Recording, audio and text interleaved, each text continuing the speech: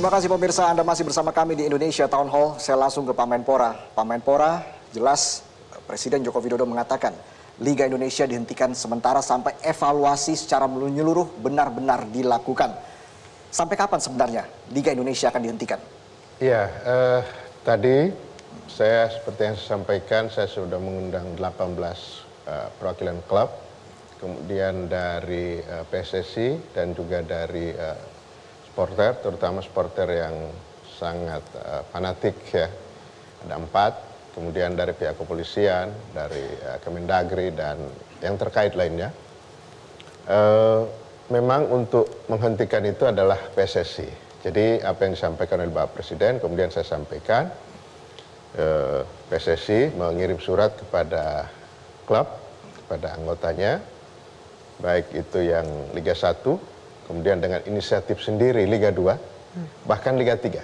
Sekarang ini kita akan kerja secepat-cepatnya menemukan hal yang diinginkan oleh kita semua, baik dari pertandingannya, pengelolaan supporternya, dari infrastruktur yang sekarang ini sedang dievaluasi atau diaudit oleh Menteri PUPR, karena perintah Presiden di seluruh Indonesia. Karena kita ini nggak punya, klub kita nggak punya stadion.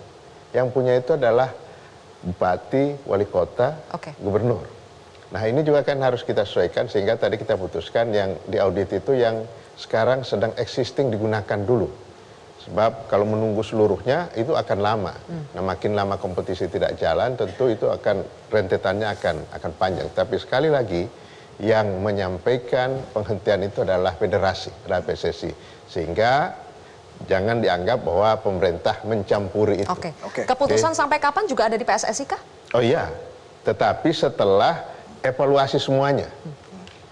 Dan yang akan memberikan izin kan kepolisian. Nah sekarang sedang digodok, mungkin produknya adalah peraturan Kapolri yang mengadopsi semua aturan FIFA, aturan PSSI, aturan undang-undang negara, semua akan di blend itu menjadi satu dan akan keluar menjadi pedoman. Bahkan tadi dalam rapat juga ada tambahan dari Kementerian Kesehatan. Mereka minta juga SOP penanganan kesehatan. Karena banyak stadion-stadion kita yang tidak siap itu. Bahkan mungkin ambulansnya cuma 1. Kalau kejadian seperti kemarin kita butuh banyak.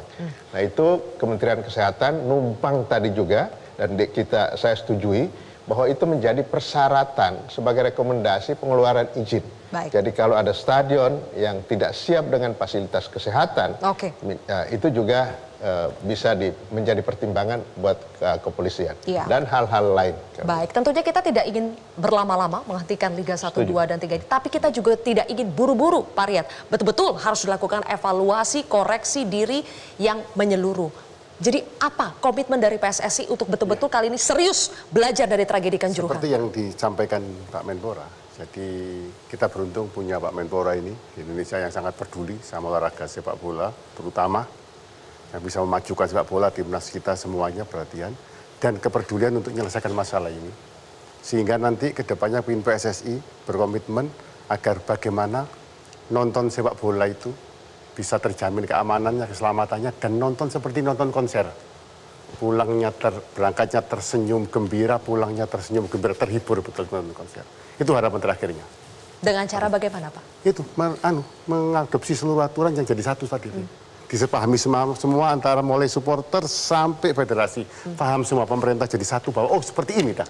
Oh harusnya begini, harusnya ini, itu yang dilarang ini, itu semua jadi satu. Dan PSSI harus memastikan bahwa adopsi aturan itu betul-betul terlaksana. Terlaksana harus. Pengawasannya juga harus dibenahi. Wajib ini. Sudah ini korban ini sudah tidak bisa ternilai lagi harganya, tidak bisa dinilai dengan materi. Pak Riyad, apakah PSSI bisa menjamin setelah kejadian ini tidak akan ada lagi pertumpahan darah dalam stadion? Harusnya seperti itu.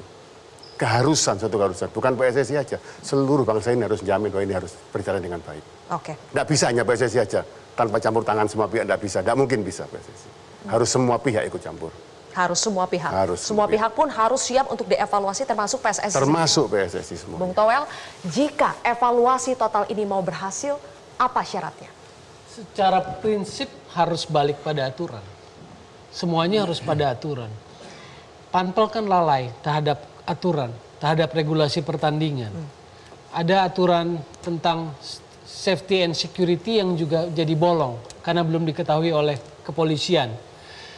Saya senang tadi Pak Menpora sangat berhati-hati supaya tidak terpleset kepada intervensi pemerintah. Karena memang kita punya pengalaman di BEN 2015. Artinya family football family yang harus jaga pemerintah supaya marwah pemerintah jangan salah. Kalau kita orang sepak bola, kita harus kasih tahu pemerintah supaya tidak salah. Bahwa pemerintah hadir, negara hadir itu bagus, terlibat. Tadi soal stadion itu bagus. Tetapi buat saya senang tadi Pak Menpora ada kesadaran itu gak mau terpleset intervensi. Soal teknis kompetisi dihentikan. Saya paham alasannya, saya paham di hold dulu. Tapi yang ngomong harus PSSI. Supaya tidak terpleset pada istilah intervensi. Itu sangat baik.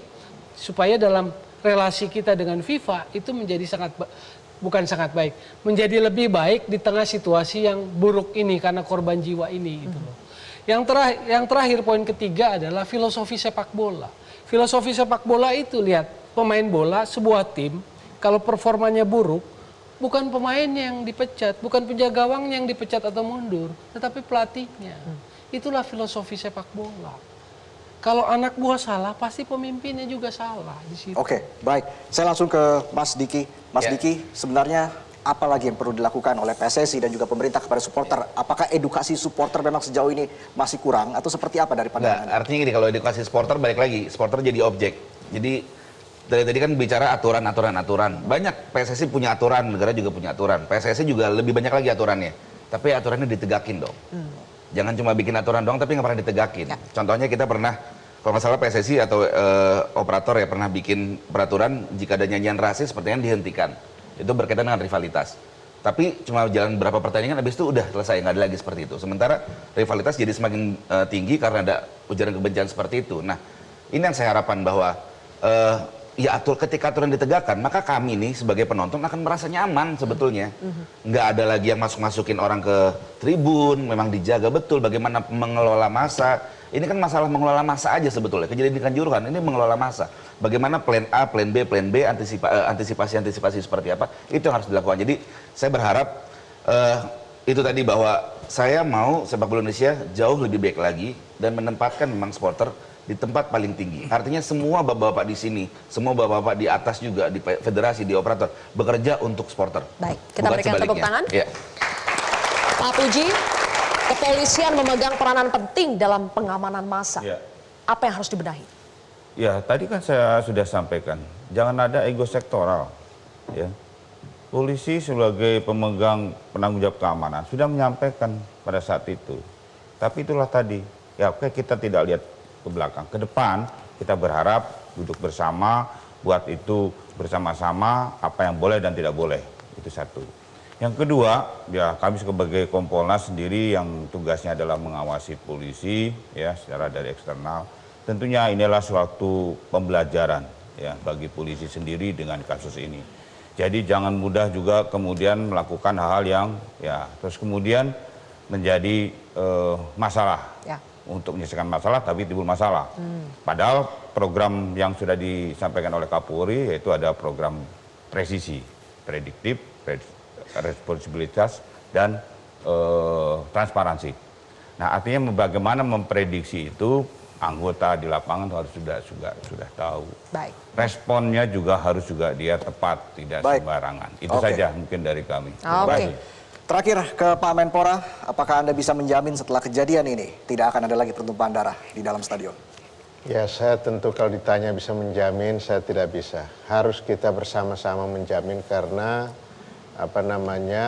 keluarga besar sepak bola itu bukan hanya pemain, bukan hanya pelatih, bukan hanya ini, tetapi keseluruhannya. Kalau sudah kita punya keinginan bersama, ini pelajaran yang sangat berharga dan menurut saya terlalu mahal bayarannya dengan duka cita yang harus kita alami sekarang ini. Nah, saya ada mau nambah supaya ini Bung Diki sebenarnya sudah tahu. Hak supporter, saya perlu sampaikan. Baik, singkat saja. Mendapatkan perlindungan hukum baik di dalam maupun di luar pertandingan olahraga, mendapatkan pembinaan dari organisasi, bahkan mereka bisa mendapatkan saham ya dari klub itu. Ini kita atur dalam undang-undang. undang-undang di tahun 2022. 2022 yang Oke. barusan ini. Kita harapkan undang-undang itu berjalan dengan efektif sehingga tidak ada lagi kita lihat pertumpahan darah di dalam stadion Betul. sepak bola Yang kita. penting adalah implementasinya ya. Terima kasih Bapak-bapak sudah hadir bersama kami berbagi. Kita bertukar pikiran, mudah-mudahan ini bisa bermanfaat ke depannya. Kita sama-sama belajar dari pelajaran yang terlalu mahal ini, mudah-mudahan tidak terulang kembali. Pemirsa, olahraga seharusnya menjadi ajang membangun sportivitas. Olahraga sejatinya harus menjadi pemersatu bangsa. Sepak bola akan selalu jadi euforia, tak selayaknya kita berikan ia noda karena tidak ada sepak bola seharga nyawa. Saya Zilvia Iskandar. Dan saya, Valentinus Reza, pamit undur diri. Terima kasih telah menyaksikan Indonesia Town Hall. Sampai jumpa.